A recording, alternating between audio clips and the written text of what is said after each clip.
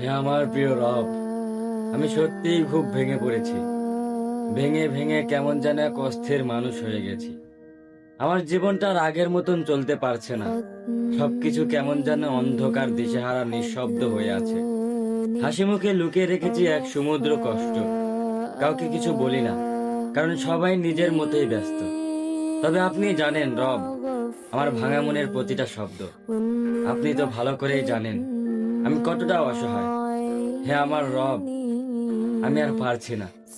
এই ভাঙা মন, ক্লান্ত চোখ, সবকিছুর ভারে যেন বুক চেপে ধরে আছি। আপনার দয়া ছাড়া আমার আর কোনো কিছুই নেই। আমাকে ধৈর্য ধরার তৌফিক দিন। এই কষ্টগুলো সহ্য করার শক্তি দিন। আপনার ফয়সালায় রাজি থাকার হিম্মত দিন। হে আল্লাহ, আমাকে আর কখনোই একা কইরেন না। আপনি ছাড়া কেউই বোঝে না আমার এই নীরব কান্না।